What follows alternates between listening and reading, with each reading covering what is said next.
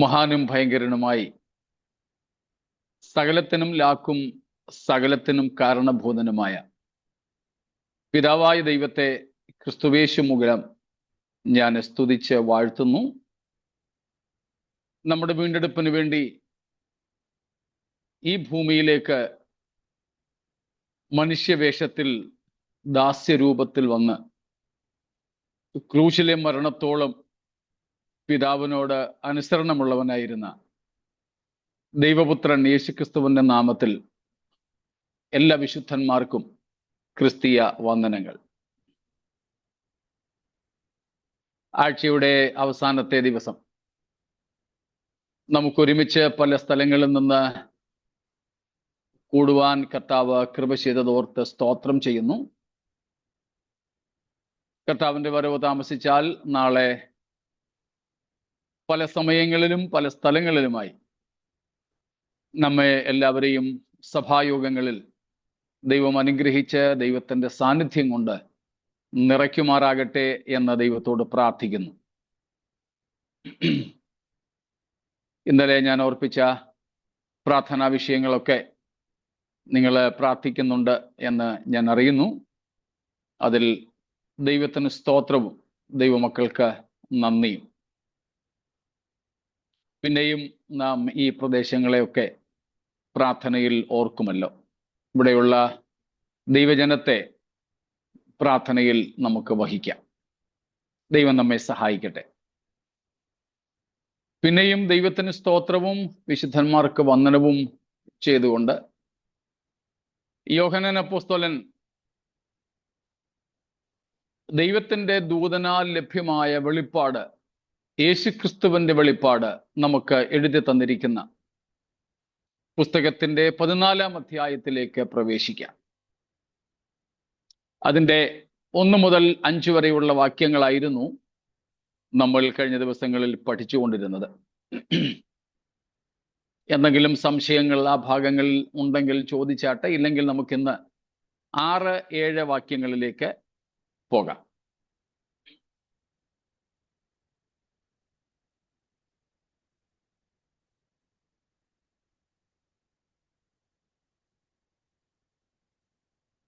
മറ്റൊന്നും സംശയമില്ലെങ്കിൽ 6-7 വാക്യങ്ങൾ വായിക്കാമല്ലോ.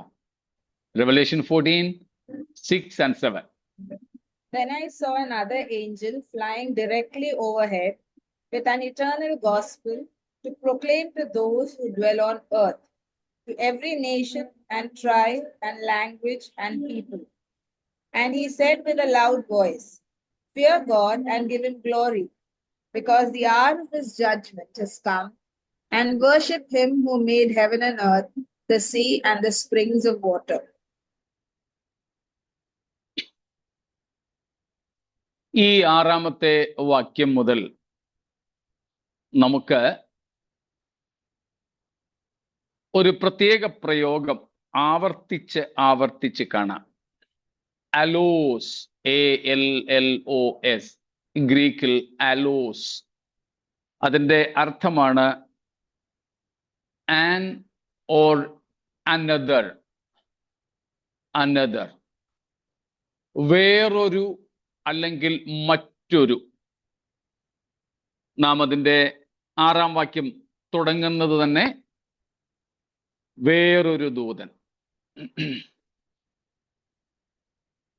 Another angel, no? In English, yeah.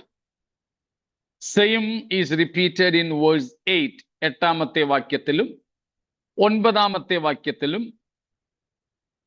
പിന്നീട് വേഴ്സ് നമ്പർ 15, 15-ാമത്തെ വാക്യത്തിലും, 17, 18 വാക്യങ്ങളിലും മറ്റൊരു അല്ലെങ്കിൽ വേറൊരു, അനദർ എന്ന് നാം കാണുന്നു.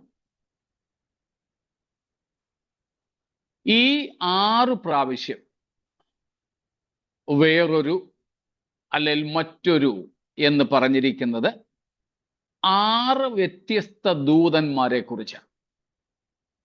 So here we have 6 different angelic visitations or ministries. 6 വ്യത്യസ്ത ദൂതന്മാരെയും അവരുടെ ഓരോ ശുശ്രൂഷകളെയും അല്ലെങ്കിൽ പ്രവൃത്തികളെയും നമുക്കിവിടെ കാണാം. അതിൽ ആദ്യത്തേതാണ് 6ഉം 7ഉം വാക്യങ്ങളിൽ നമ്മൾ ഇപ്പോൾ വായിച്ചത്. Here is another angel.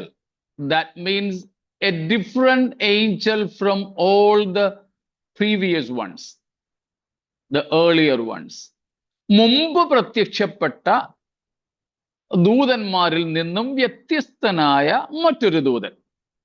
അതാണ് അത്രയുള്ള ഇവിടുത്തെ അർത്ഥം. ഇതിനു മുമ്പ് 13-ാം അധ്യായം വരെ നമ്മൾ പല ദൂതന്മാരുടെ ശുശ്രൂഷകൾ കണ്ടു. അവരിൽ നിന്ന് വ്യത്യസ്തനായ ഒരു ദൂതൻ. Just to differentiate the person, that's all. ആ ദൂതനെ പഴയ ദൂതൻ അല്ല എന്ന് കാണിക്കാൻ വേണ്ടി മാത്രം ഉപയോഗിക്കുന്ന ഒരു പ്രയോഗം. അത്രേ ഉള്ളൂ. അപ്പോൾ ഇവിടെ നമുക്ക് 6 ദൂതന്മാരെ കാണാം. 6-ാം വാക്യത്തിൽ വേറൊരു ദൂതൻ, 8-ാം വാക്യത്തിൽ വേറൊരു ദൂതൻ, 9-ാം വാക്യത്തിൽ 3-ാമത് വേറൊരു ദൂതൻ. അങ്ങനെ എണ്ണമിട്ട് 1, 2, 3 എന്ന് പറഞ്ഞിട്ടുണ്ട്. പിന്നെ എണ്ണമില്ലാതെയാണ് 15-ാമത്തെ വാക്യത്തിൽ മറ്റൊരു ദൂതൻ, verse number 15. So versus 6, 8, 9. In these 3 verses we have 3 particular or different angels, and second and third are numbered. Second angel, a third angel. I think in English also second and third is mentioned, no?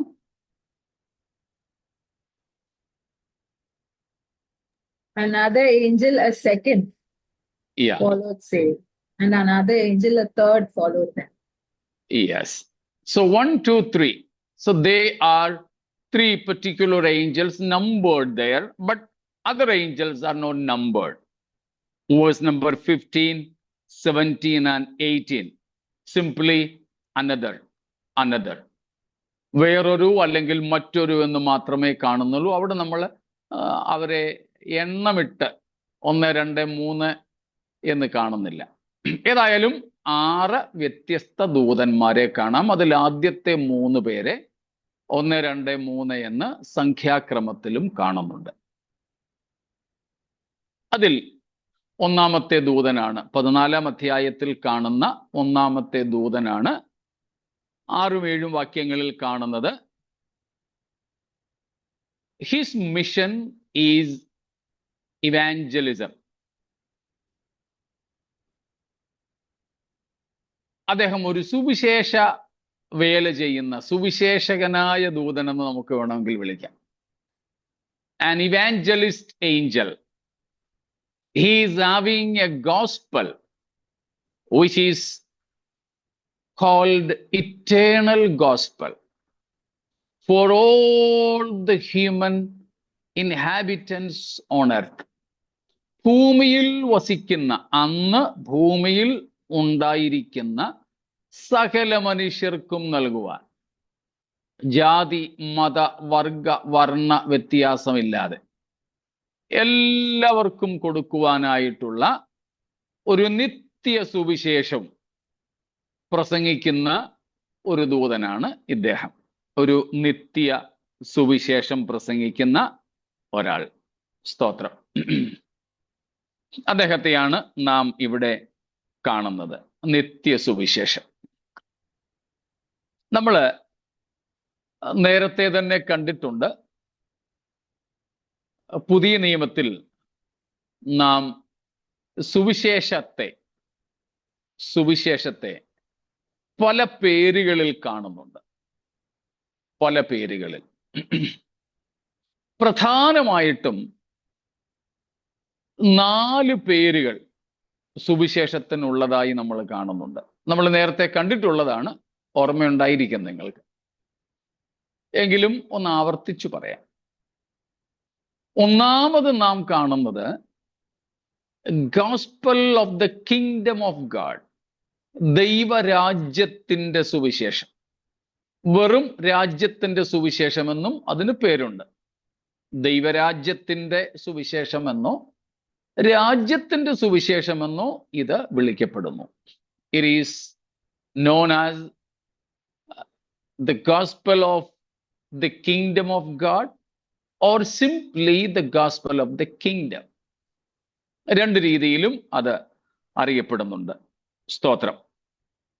Mathai 24:14 നമുക്കറിയാം. മാത്യു 24:14. രാജ്യത്തിന്റെ ഈ സുവിശേഷം സകല ജാതികൾക്കും സാക്ഷ്യമായി ഭൂലോകത്തിലൊക്കെയും പ്രസംഗിക്കപ്പെടും, അപ്പോൾ അവസാനം വരും. സ്തോത്രം. രാജ്യത്തിന്റെ ഈ സുവിശേഷം യോഹന്നാൻ സ്നാപകനും പ്രസംഗിച്ച് തുടങ്ങിയത് ഈ സുവിശേഷമാണ്. യേശുക്രിസ്തുവും പ്രസംഗിച്ചു തുടങ്ങിയത് ഈ രാജ്യത്തിന്റെ സുവിശേഷമാണ്. See also Malachi chapter 4 verses 3 following, 3 to 6. Malachi 4:3 മുതൽക്കുള്ള വാക്യങ്ങളും കൂടെ ഒന്ന് വായിച്ചോളൂ. മലാഖി 4-ാം അധ്യായത്തിന്റെ 3 മുതൽ 6 വരെ. Malachi 4:3 to 6.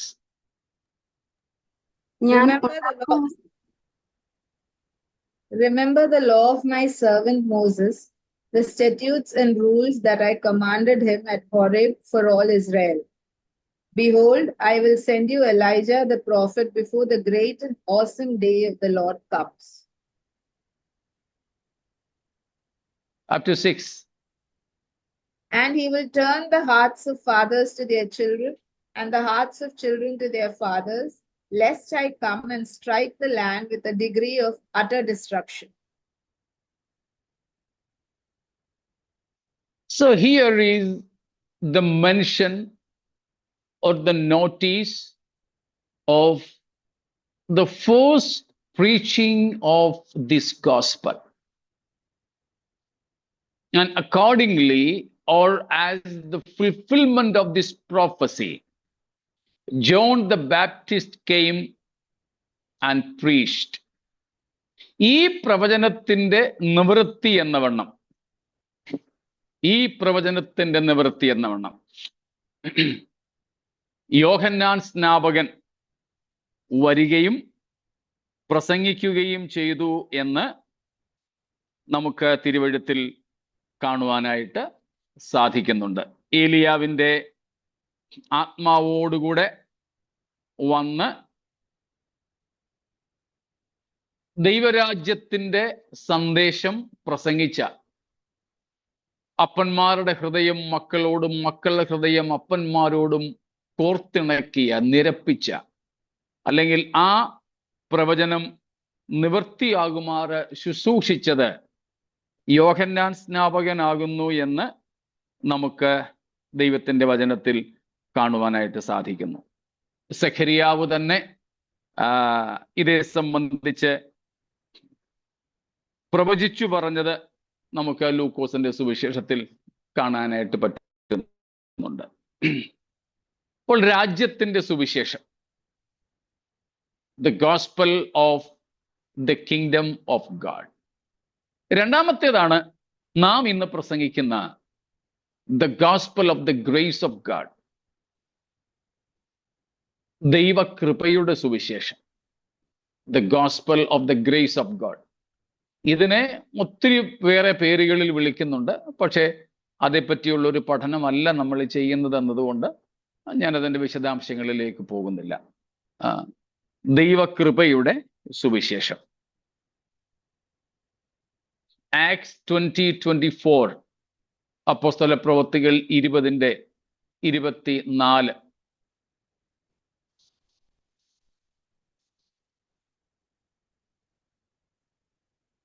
But I do not account my life of any value, nor is precious to myself, if only I may finish my course and the ministry that I received from the Lord Jesus to testify to the gospel of the grace of God. To testify to the gospel of the grace of God. ദൈവകൃപയുടെ സുവിശേഷത്തിന് സാക്ഷ്യം പറയുക എന്ന ശുശ്രൂഷയും തികയ്ക്കണമെന്ന് എനിക്കുള്ളൂ.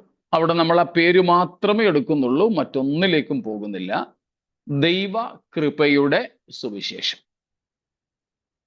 അതിനെ പൊതുവെ നാം വിളിക്കുന്ന പേരാണ് ക്രിസ്ത്യൻ ഗോസ്പൽ, ക്രിസ്തീയ സുവിശേഷം.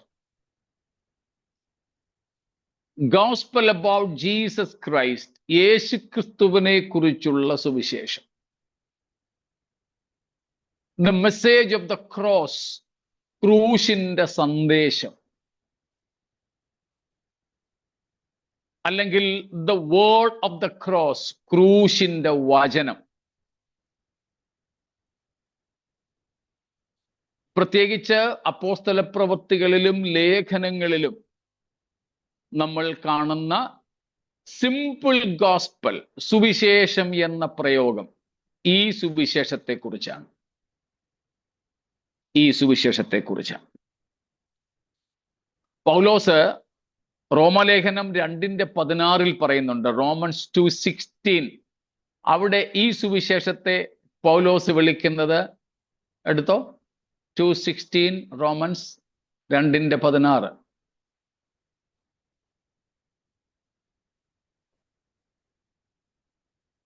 On that day, when according to my gospel, God judges the secrets of men by Christ Jesus. My gospel. Paul personalized this gospel. My gospel. എൻ്റെ സുവിശേഷം. പൗലോസ് പറയുന്നു, എൻ്റെ സുവിശേഷ പ്രകാരം. പൗലോസ് പ്രസംഗിച്ച സുവിശേഷം എന്ന് ഇതിനർത്ഥമുള്ളൂ. പൗലോസ് പ്രസംഗിച്ച സുവിശേഷമാണ് നാം അപ്പോസ്തല പ്രവൃത്തികൾ 20:24 കണ്ടത്, ദൈവകൃപയുടെ സുവിശേഷം. ദൈവകൃപയുടെ സുവിശേഷം. സ്തോത്രം. നാം അതേപ്പറ്റി പഠിക്കുമ്പോൾ, the origin of this gospel is from God through his love. The source of this gospel, the origin of this gospel is God in his or through his love. തൻ്റെ സ്നേഹത്താലും സ്നേഹത്തിൽ നിന്നും ദൈവമാണ് ഈ സുവിശേഷത്തിന്റെ ഉറവിടം. ഉറവിടം. നാം പിന്നെ കാണുന്നത്, the sign of this gospel is the grace. ഈ സുവിശേഷത്തിന്റെ കയ്യൊപ്പ്, അടയാളം, ഇനി അതുമല്ലെങ്കിൽ മീൻസ് എന്ന് പറയുന്നത് ദൈവത്തിന്റെ കൃപയാണ്. കൃപയാ. സകല മനുഷ്യർക്കും രക്ഷാകരമായ ദൈവകൃപ ഉദിച്ചുവല്ലോ എന്ന് നാം തീത്തോസിനുള്ള ലേഖനം 2-ാം മുതൽക്ക് വായിക്കുന്നുണ്ട്. Titus 2:10 following, actually we read about this grace of God. That is the very reason for salvation unto all. So the means of this gospel, it is the grace of God. The subject of this gospel is Christ Jesus, his cross, God's grace manifested on the cross. ഈ ദൈവകൃപയുടെ സുവിശേഷത്തിന്റെ, അല്ലെങ്കിൽ ക്രിസ്തീയ സുവിശേഷത്തിന്റെ സന്ദേശം എന്ന് പറയുന്നത് ക്രൂശാണ്. ക്രൂശിക്കപ്പെട്ട ക്രിസ്തുവാണ്. യേശു ക്രിസ്തുവിന്റെ ക്രൂശിൽ ദൈവം വെളിപ്പെടുത്തിയ ദൈവത്തിന്റെ സ്നേഹവും കരുണയും കൃപയുമാണ്. സ്തോത്രം. അതുകൊണ്ടാണ് ഇതിനെ ദൈവ കൃപയുടെ സുവിശേഷം എന്ന് വിളിക്കുന്നത്. സ്തോത്രം. ദൈവകൃപയുടെ സുവിശേഷം. It is also called the gospel of the peace. സമാധാന സുവിശേഷം എന്നും ഇതിന് പേരുണ്ട്. the gospel of peace. എഫേസ്യ ലേഖനം 6-ാമത്തെ അധ്യായത്തിൽ നാം കാണുന്നുണ്ട്, അതിൻ്റെ 15-ാമത്തെ വാക്യത്തിൽ 6:15 എഫേഷ്യൻസ് സമാധാന സുവിശേഷത്തിനായുള്ള ഒരുക്കം കാലിന് ചെരിപ്പാക്കിക്കൊണ്ട്. സ്തോത്രം. ചില ദിവസങ്ങൾക്ക് മുമ്പ് ആ ഭാഗങ്ങളിൽ നിന്ന് നിങ്ങളെ വിശദമായിട്ട് അതേക്കുറിച്ച് കേട്ടല്ലോ. സ്തോത്രം. അപ്പോൾ ഇങ്ങനെയുള്ളതെല്ലാം കൂടെ ചേർത്ത് ഇന്ന് പ്രസംഗിക്കപ്പെടുന്ന സുവിശേഷത്തിന്റെ പേരാണ് ദൈവ കൃപയുടെ സുവിശേഷം. ഇങ്ങനെ രണ്ടെണ്ണം. ഒന്ന് ദൈവരാജ്യത്തിന്റെ സുവിശേഷം. ദൈവരാജ്യത്തിന്റെ സുവിശേഷത്തിലെ the very subject of that gospel is the kingdom of God. God is going to establish his kingdom. Human kingdoms are going to be seized. ലോകരാജ്യത്വമൊക്കെ ദൈവത്തിനും അവന്റെ ക്രിസ്തുവിനും ആകുവാൻ പോകുന്നു എന്നുള്ള സന്ദേശമാണ് ദൈവരാജ്യത്തിന്റെ സുവിശേഷം. ദൈവരാജ്യത്തിന്റെ സുവിശേഷം. എന്നാൽ യേശുക്രിസ്തുവിന്റെ ക്രൂശിലൂടെയുള്ള സൗജന്യ കൃപയാലുള്ള രക്ഷയുമാണ് ദൈവകൃപയുടെ സുവിശേഷത്തിന്റെ പ്രധാനപ്പെട്ട സന്ദേശം. ക്രിസ്തുവാണത്. മൂന്നാമത്തേതാണ് നാം ഇപ്പോൾ ഇവിടെ വായിച്ച വെളിപ്പാട് 14:6-7 വാക്യങ്ങളിൽ വായിച്ച ഇറ്റേണൽ ഗോസ്പൽ, നിത്യ സുവിശേഷം. നിത്യസുവിശേഷം. അതിലേക്ക് നമുക്ക് മടങ്ങി വരുന്നതിന് മുമ്പ് ഒരു നെഗറ്റീവ് ഗോസ്പലിനെ കുറിച്ചും കൂടെ നമ്മൾ തിരുവെഴുത്തിൽ വായിക്കുന്നുണ്ട്. അനദർ ഗോസ്പൽ, വേറൊരു സുവിശേഷം, അല്ലെങ്കിൽ മറ്റൊരു സുവിശേഷം. Another gospel. സ്തോത്രം. ഗലാത്യർ 1:6 മുതൽ 12 വരെയുള്ള വാക്യങ്ങളിൽ, Galatians chapter 1, 6-12, also 2 Corinthians chapter 11 and verse number 4, 2 കൊരിന്ത്യർ 11:4, ഇവിടങ്ങളിലൊക്കെ നമ്മൾ കാണുന്നു another gospel, a fake gospel, a false gospel. ഒരു തെറ്റായിട്ടുള്ള, ബൈബിൾ പഠിപ്പിക്കാത്ത, ക്രിസ്തുവുമായി ബന്ധമില്ലാത്ത, ദൈവത്തിൽ നിന്നല്ലാത്ത, ക്രൈസ്തവ്യമല്ലാത്ത മറ്റൊരു സുവിശേഷം, അല്ലെങ്കിൽ വേറൊരു സുവിശേഷം. വ്യാജമായ സുവിശേഷമാണ്. പേര് സുവിശേഷം എന്ന് തന്നെ, പക്ഷേ അതിന് സുവിശേഷത്തിന്റെ അന്തസത്തയായ ക്രിസ്തുവുമായിട്ടോ ദൈവവുമായിട്ടോ ദൈവിക നിയമങ്ങളുമായിട്ടോ ഒന്നും ഒരു ബന്ധവുമില്ല. അതുകൊണ്ട് പൗലോസ് അതിനെ വിളിക്കുന്നത് വേറൊരു സുവിശേഷം എന്നാണ്. അത് വ്യാജമാണ്. അതിനെ നമ്മൾ പേര് പറഞ്ഞ് തൽക്കാലം അങ്ങോട്ട് മാറ്റിവെക്കുന്നു. ഇത്രയും കാര്യങ്ങൾ വ്യക്തമാണോ?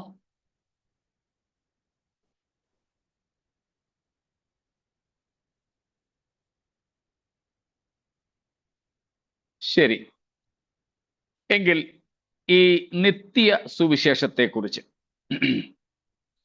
നമുക്ക് നോക്കാം. This eternal gospel, eternal gospel. Now the preacher of this eternal gospel is an angel. ഒരു ദൂതനാണ് ഇവിടെ സുവിശേഷം പ്രസംഗിക്കുന്നത്. ഒരു ദൂതനെ സുവിശേഷം പ്രസംഗിച്ച് പുതിയ നിയമത്തിൽ നാം ആദ്യമായിട്ടാണ് ഇവിടെ കാണുന്നത്. യേശുക്രിസ്തുവിന്റെ ജനനത്തിന്റെ സന്ദേശം ദൂതന്മാർ അറിയിച്ചു എന്നുള്ളത് ശരിയാ. യേശുക്രിസ്തു ഉയർത്തെഴുന്നേറ്റ സന്ദേശവും ശിഷ്യന്മാരോട് കല്ലറയുടെ അടുക്കൽ വെച്ച് ദൂതന്മാരാണ് അറിയിച്ചതെന്നതും ശരി തന്നെ. എന്നാൽ അതല്ലാതെ സുവിശേഷ പ്രസംഗം,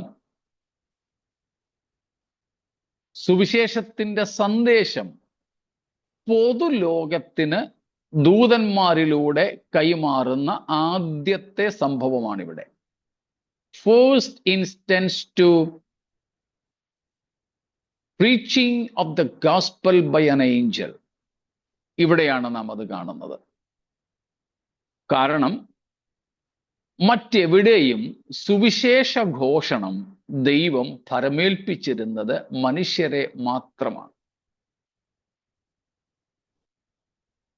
കൊർന്നൊല്ലിയസിനോട് പോലും ദൂതൻ വെളിപ്പെട്ടു.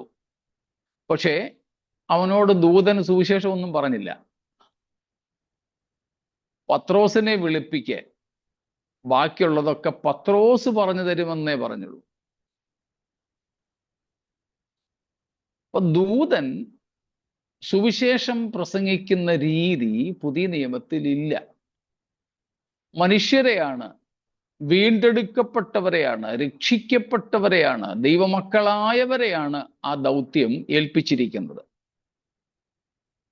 ഇപ്പോഴും ഏറെ രക്തസാക്ഷിത്വം പോലും സഹിച്ചുകൊണ്ട് സുവിശേഷം അറിയിക്കുവാൻ നമ്മെയാണ് ദൈവം ഏൽപ്പിച്ചിട്ടുള്ളത്. കഴിഞ്ഞ ദിവസവും ഞാൻ പറഞ്ഞതുപോലെ നമുക്കറിയാവുന്ന പല സ്ഥലങ്ങളിലും സുവിശേഷകന്മാർ, മിഷണറിമാർ രക്തസാക്ഷികളായി തീർന്നിട്ടുണ്ട്. നാം അറിയാതെ തന്നെ എത്രയോ പേർ രക്തസാക്ഷികളായി തീർന്നിട്ടുണ്ട്. നമുക്കറിയാവുന്ന ചിലരൊക്കെ ഉണ്ട്. പക്ഷേ അങ്ങനെ മരിക്കേണ്ടി വന്നു, മരിക്കേണ്ടി വരുന്നു എങ്കിൽ കൂടെ ആ സുവിശേഷീകരണ ദൗത്യം ദൈവം ഏൽപ്പിച്ചിരിക്കുന്നത് നമ്മെയാണ്. എന്നാൽ ഇവിടെ ഈ മഹാപീഡന കാലത്താണ് ആദ്യമായും ഒരുപക്ഷെ അവസാനമായും ഒരിക്കൽ ആയിട്ട് മാത്രം ദൂതനെ ദൈവം ആ ദൗത്യം ഏൽപ്പിക്കുന്നത്. അതിന് പ്രധാനമായും 2 കാരണങ്ങളാണ് ഞാൻ മനസ്സിലാക്കുന്നത്. I understand 2 special reasons for entrusting this gospel preaching to an angel. First of all, the first reason, he is not preaching exclusively about the cross of Christ or the salvation through the cross. ക്രൂശിനെ കുറിച്ചല്ല ഇവിടെ ഈ ദൂതൻ പ്രസംഗിക്കുന്നത്. ക്രൂശിലൂടെ മാത്രം ലഭിക്കുന്ന പാപമോചനത്തെയോ രക്ഷയെയോ കുറിച്ചല്ല ദൂതൻ ഇവിടെ പ്രസംഗിക്കുന്നത്.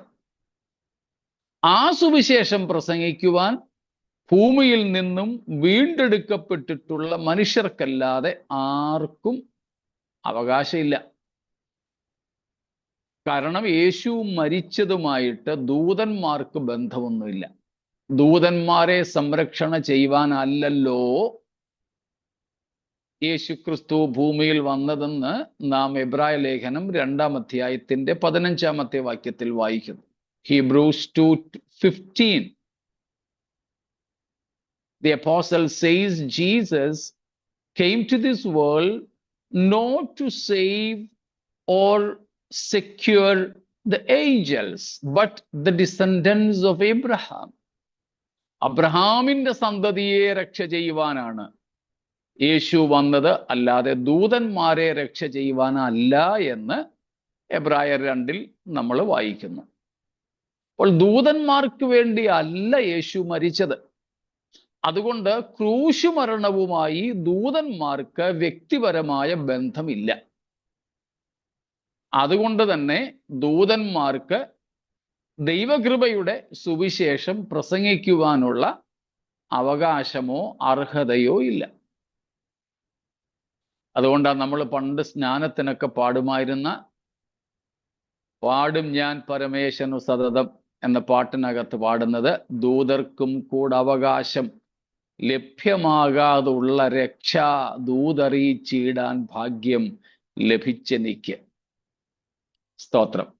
അപ്പൊ ദൂതന്മാർക്കും കൂടെ അവകാശമില്ലാത്ത ഒരു രക്ഷാ സുവിശേഷ പ്രസംഗം മനുഷ്യരെയാണ് ദൈവം ഏൽപ്പിച്ചിരിക്കുന്നത്.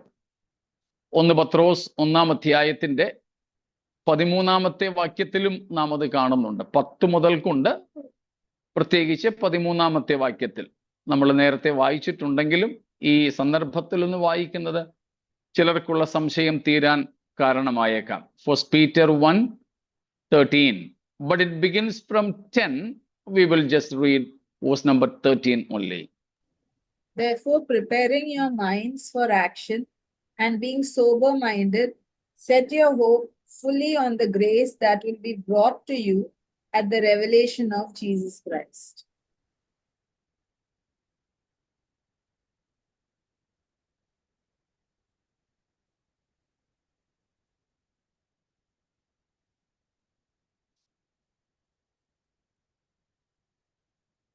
Sorry, verse number 12. 12. It was You revealed can, to them. you can read from 11 onwards because it begins from 11. Otherwise, it may be cut in between. Inquiring what person or time the Spirit of Christ in them was indicating when he predicted the sufferings of Christ and the subsequent glories. It was revealed to them that they were serving not themselves but you in the things that have now been announced to you through those who preach the good news to you by the Holy Spirit sent from heaven, things into which angels long to look. Angels long to look. ദൂതന്മാരും കുനിഞ്ഞു നോക്കുവാൻ ആഗ്രഹിക്കുന്നു. നമ്മൾ നേരത്തെ ഈ വാക്യം എടുത്തിട്ടുണ്ട്. നമ്മുടെ ഇടയിൽ ദൂതന്മാർ കുനിഞ്ഞു നോക്കാൻ ആഗ്രഹിക്കുന്നെന്ന് പറയുന്ന കാര്യം ഓർമ്മ കാണുമല്ലോ. നമ്മുടെയൊക്കെ സഭായോഗങ്ങളിൽ മിക്ക ഞായറാഴ്ചകളിലും പ്രാർത്ഥിക്കുന്നതാണ്, കർത്താവേ, ദൂതന്മാർ കുനിഞ്ഞു നോക്കാൻ ആഗ്രഹിക്കുന്ന ആരാധന ഇവിടെ വെളിപ്പെടാൻ സഹായിക്കണേ. സത്യത്തിൽ ദൂതന്മാർ കുനിഞ്ഞു നോക്കാൻ ആഗ്രഹിക്കുന്നത് എന്തിലേക്കാ? ഈ സുവിശേഷത്തിലേക്കാണ്. അതായത് ഈ സുവിശേഷത്താൽ നമുക്ക് ലഭിക്കുന്ന രക്ഷ, ഈ രക്ഷാ സന്ദേശമായ സുവിശേഷം ലോകത്തെങ്ങും അറിയിക്കുന്നതിനുള്ള അവകാശം തുടങ്ങിയവയിലേക്കാണ് ദൂതന്മാർ കുനിഞ്ഞു നോക്കാൻ ആഗ്രഹിക്കുന്നത്. സ്തോത്രം. അവർക്കത് കൊതിയ, പക്ഷെ അവർക്ക് അവകാശമില്ല, അവർക്ക് അനുവാദമില്ല. അപ്പോൾ ദൂതന്മാരെ കൊണ്ട് രക്ഷയുടെ സുവിശേഷം, ക്രൂശിന്റെ സന്ദേശം, ദൈവകൃപയുടെ സുവിശേഷം അറിയിക്കാതിരിക്കുന്നത്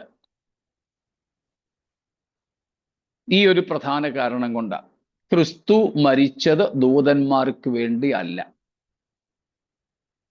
യേശു ക്രൂശിൽ മരിച്ചതിൻ്റെയോ അല്ലെങ്കിൽ ഭൂമിയിൽ ജനിച്ചതിൻ്റെയോ ക്രൂശിൽ മരിച്ചതിൻ്റെയോ ഉയർത്തെഴുന്നേറ്റതിൻ്റെയോ ഒന്നും ഒരു ഗുണവും ഒരു പ്രയോജനവും ദൂതന്മാർക്ക് ഇല്ല. ദൂതന്മാർക്കില്ല. അതുകൊണ്ട് തന്നെ ദൂതന്മാർക്ക് ആ സന്ദേശം അറിയിപ്പാൻ അനുവാദമില്ല. എന്നാൽ ഇവിടെ ഇപ്പോൾ 6-7 വാക്യങ്ങളിൽ ഒരു ദൂതനെ നിത്യസുവിശേഷവുമായി ദൈവം അയക്കുന്നു. അതിന് 2 പ്രധാന കാരണങ്ങളാണ്, അല്ലെങ്കിൽ 3 പ്രധാന കാരണങ്ങളെന്ന് പറയാം ഞാൻ മനസ്സിലാക്കുന്നത്. അതിൽ ഒന്നാമത്തേതാണ്, ഇവർ അല്ലെങ്കിൽ ഈ ദൂതൻ അറിയിക്കുന്ന നിത്യസുവിശേഷം നമ്മൾ ഇന്ന് അറിയിക്കുന്ന ദൈവകൃപയുടെ സുവിശേഷം അല്ല. അത് പിന്നെ എന്താണെന്ന് അടുത്ത വാക്യങ്ങളിൽ നമുക്ക് കാണാം. ദൈവകൃപയുടെ സുവിശേഷം അല്ല ഇവർ അറിയിക്കുന്നത്.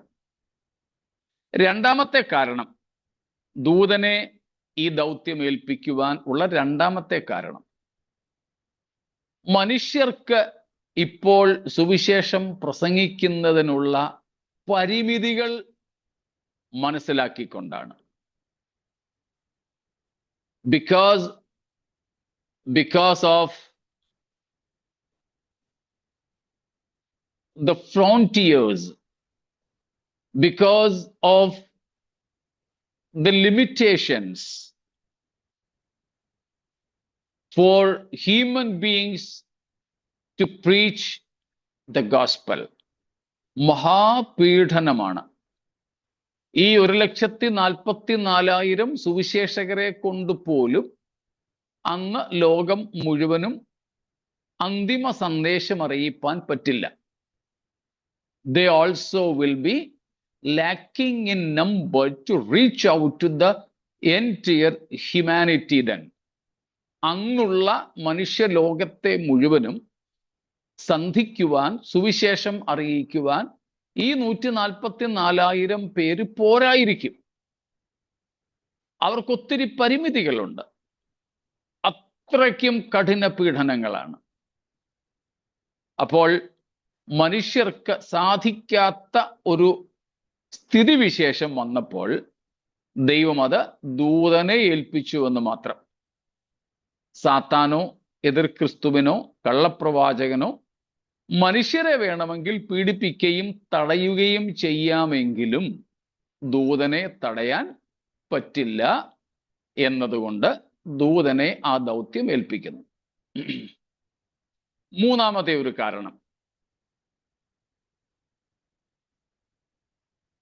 ഞാൻ മനസ്സിലാക്കുന്നത്, നമുക്കറിയാം ഇന്നും അൺസിവിലൈസ്ഡ് ആയിട്ടുള്ള അപരിഷ്കൃതരായ വനവാസികളുണ്ട്, നമ്മുടെ ഇന്ത്യയിൽ തന്നെയുണ്ട്.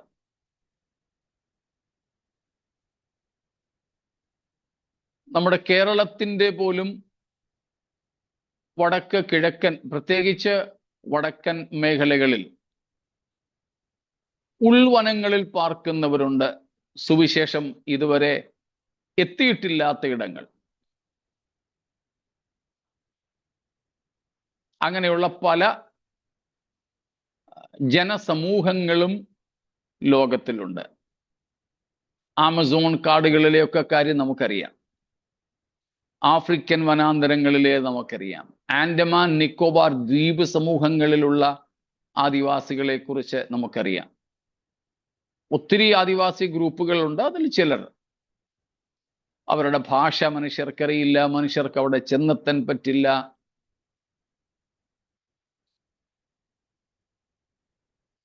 സെന്റിനെയിൽസ് എന്ന് പറയുന്ന ആൻഡമാൻസിലെ ആദിവാസി സമൂഹത്തിലേക്ക് പോയ ഒരു അമേരിക്കൻ മിഷണറിയെ കുറിച്ച് നമുക്കറിയാമല്ലോ. അവിടെ ചെന്ന് ഇറങ്ങി ആദ്യത്തെ മണിക്കൂറുകളിൽ തന്നെ അദ്ദേഹത്തെ അവർ കൊന്ന് ഇല്ലാതെയാക്കിയ കാര്യം.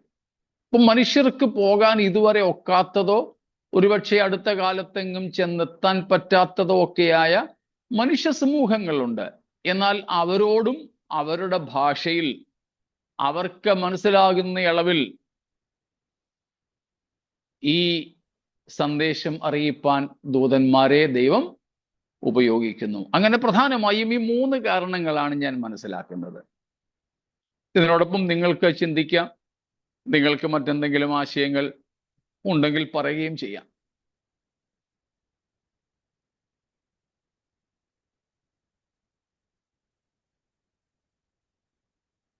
ഈ 3 കൂടാതെ മറ്റെന്തെങ്കിലും ആശയങ്ങൾ ആരുടെയെങ്കിലും മനസ്സിൽ ഉദിക്കുന്നുണ്ടോ?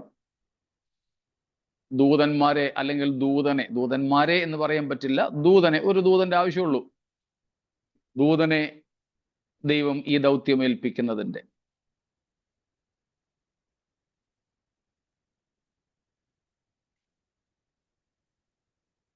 മത്തായിയുടെ സുവിശേഷത്തിൽ പറയുന്ന രാജ്യത്തിന്റെ സുവിശേഷം എന്ന് പറഞ്ഞാൽ ഈ സുവിശേഷം തന്നെയാണോ? ആകണം. കാരണം ഈ സന്ദർഭത്തിൽ മാത്രമാണ് സകല ജാതികളോടും സുവിശേഷം പ്രസംഗിക്കുന്നത്.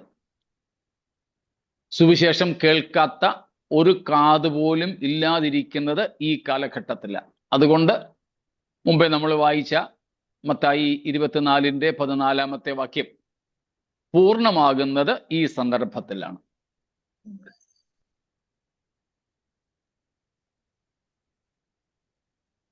അതുകൊണ്ട് 6-ാമത്തെ വാക്യത്തിൽ നമ്മൾ വായിക്കുന്നു, ഭൂവാസികളായ സകല ജാതിയും ഗോത്രവും ഭാഷയും വംശവുമായവരോട് അറിയിപ്പാൻ. എന്ന് വെച്ചാൽ അതിൽ നിന്ന് ഒരൊറ്റ ജനസമൂഹം പോലും ഒഴിവുള്ളവരല്ല. ക്രിസ്തീയ സുവിശേഷം എല്ലാ സമുദായങ്ങളിലും എത്തിയിട്ടില്ല, ഒരുപക്ഷെ എത്തുകയുമില്ല. കർത്താവിൻ്റെ വരവിന് മുമ്പ് അത് സംഭവിക്കണം എന്നില്ല. നമ്മളതേപ്പറ്റി പഠിച്ചിട്ടുണ്ടല്ലോ, ആവർത്തിക്കേണ്ടതില്ലല്ലോ. എന്നാൽ ഇത് ലോകാവസാനം വരുന്നതിന് മുമ്പ്, കാലങ്ങളുടെ അന്തിമ സമയത്തിന് മുമ്പ് സകല ജാതികളും രാജ്യത്തിൻ്റെ സുവിശേഷം കേൾക്കും.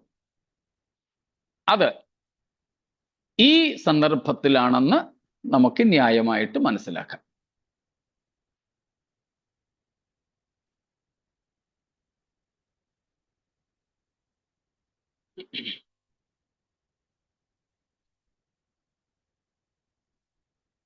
മറ്റൊന്നും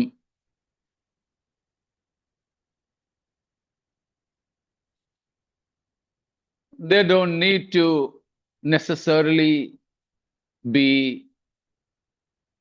hearing this gospel of the grace, because already there are lot many, sometimes innumerable number of people who already died within these 2000 years after the resurrection of Jesus Christ without hearing the gospel of Christ.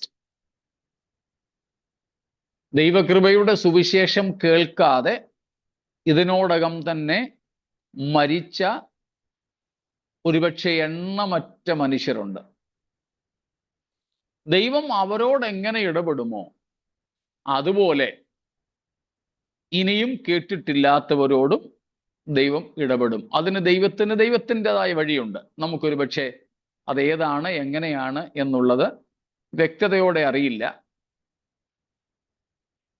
അതുകൊണ്ട് കർത്താവിൻ്റെ വരവിന്, ദൈവസഭയുടെ ഉൽപ്രാപണത്തിന് മുമ്പ് സകല ജാതികളും സുവിശേഷം കേട്ടേ തീരൂ എന്ന നിർബന്ധം പുതിയ നിയമത്തിൽ ഇല്ല. എന്നാൽ ലോകാവസാനത്തിന് മുമ്പ് അത് സംഭവിക്കും. അതാണ് ഇപ്പോൾ സംഭവിക്കാൻ പോകുന്നത് ഈ വെളിപ്പാട് 14-ന്റെ 6-7 വാക്യങ്ങളിൽ.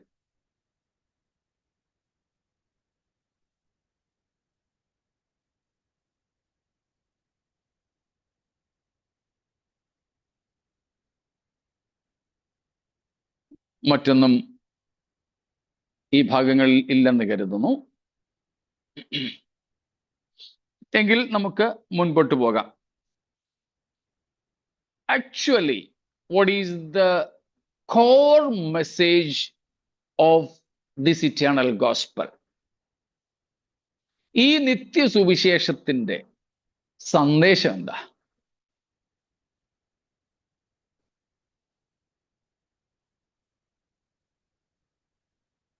Verse number 7. ഈ വാക്യങ്ങളിൽ നിന്ന് തന്നെ അത് വ്യാഖ്യാനിച്ചാൽ നമുക്ക് 7-ാമത്തെ വാക്യമാണ്. ഒന്നും കൂടെ വായിച്ചാട്ടെ 7-ാമത്തെ വാക്യം. Fear God, and he said with a loud voice, fear God and give him glory, because the hour of his judgment is come, and worship him who made heaven and earth, the sea and the springs of water. 4 particular divisions, 4 പ്രത്യേക സന്ദേശങ്ങളാണ് ഇതിനകത്തിൽ നാം കാണുന്നത്. എന്തൊക്കെയാ കാണുന്നത്? Fear God, ദൈവത്തെ ഭയപ്പെടുക. 2, give God the glory, ദൈവത്തിന് മഹത്വം കൊടുക്കുക. ഒന്നും കൂടെ വ്യക്തതയോടെ പറഞ്ഞാൽ, give God the glory due to him, ദൈവത്തിന് തക്കതായ മഹത്വം കൊടുക്കുക. 3, the judgment, the final judgment is at hand. ദൈവത്തിൻ്റെ അന്തിമ ന്യായവിധിയുടെ നാഴിക വന്നിരിക്കുന്നു.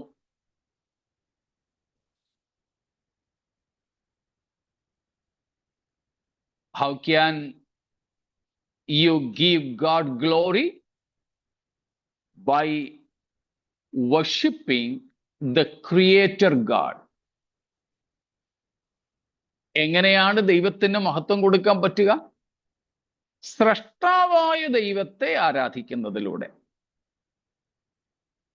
അപ്പോൾ ഈ പ്രധാനപ്പെട്ട 4 കാര്യങ്ങൾ നിത്യസുവിശേഷത്തിന്റെ അന്തസത്തയായി ഈ വാക്യത്തിൽ നിന്ന് മനസ്സിലാക്കാം. ദൈവത്തെ ഭയപ്പെടുക, ദൈവത്തിന് മഹത്വം കൊടുക്കുക. ദൈവത്തിന് മഹത്വം കൊടുക്കുന്നത് എങ്ങനെ? സ്രഷ്ടാവായ ദൈവത്തെ ആരാധിച്ചുകൊണ്ട്, സൃഷ്ടികളെ അല്ല. ഇല്ലെങ്കിൽ എന്ത് സംഭവിപ്പാൻ പോകുന്നു? ഇനിയും വേറെ ഒരു ചാൻസ്, അവസരമില്ലാത്തതുപോലെ അന്തിമ വിധി വരുന്നു. ദൈവത്തിന്റെ ന്യായവിധി അടുത്തിരിക്കുന്നു. അപ്പോൾ ദൈവത്തിന്റെ ന്യായവിധി അടുത്തിരിക്കുന്നത് കൊണ്ട് സത്യദൈവത്തെ, കരയും കടലും സകല ചരാചരങ്ങളും സൃഷ്ടിച്ച ദൈവത്തെ ഭയപ്പെട്ട് ആരാധിച്ച് അവന് മാത്രം മഹത്വം കൊടുക്കുക. ഇതാണ് നിത്യസുവിശേഷത്തിന്റെ പ്രധാനപ്പെട്ട സന്ദേശം.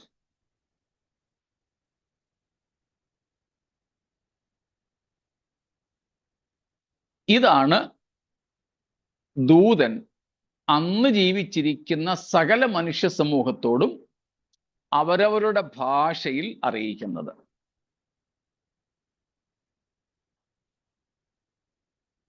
ഇത് സകല മനുഷ്യർക്കും വേണ്ടുന്ന കാര്യമാണ്. സകല മനുഷ്യർക്കും വേണ്ടുന്ന കാര്യം.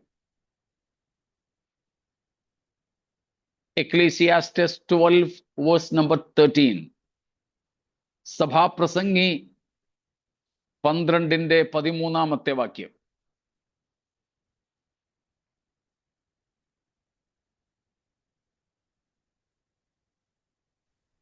എല്ലാറ്റിന്റെയും സാരം കേൾക്കുക, ദൈവത്തെ ഭയപ്പെട്ട് അവന്റെ കൽപ്പനകളെ പ്രമാണിച്ചു കൊള്ളുക, അത് ആകുന്നു സകല മനുഷ്യർക്കും വേണ്ടുന്നത്. സ്തോത്രം. സകല മനുഷ്യർക്കും വേണ്ടുന്നത് എന്ത്? മുഴു മനുഷ്യരുടെയും കർത്തവ്യമെന്ത്? ധർമ്മം, ഡ്യൂട്ടി. 2 കാര്യങ്ങളാണ് അവിടെ പറയുന്നത്. ഒന്ന്, ദൈവത്തെ ഭയപ്പെടുക. ഇവിടെയും അതാ പറഞ്ഞിരിക്കുന്നത്, ദൈവത്തെ ഭയപ്പെടുക. 2, അവന്റെ കൽപ്പനകളെ അനുസരിക്കുക. Fear God, obey his commandments. This is the whole duty of man. സകല മനുഷ്യർക്കും വേണ്ടുന്നതാണ് ഈ 2 കാര്യങ്ങൾ. ദൈവത്തെ ഭയപ്പെടുക, ദൈവത്തിന്റെ കൽപ്പനകളെ അനുസരിക്കുക.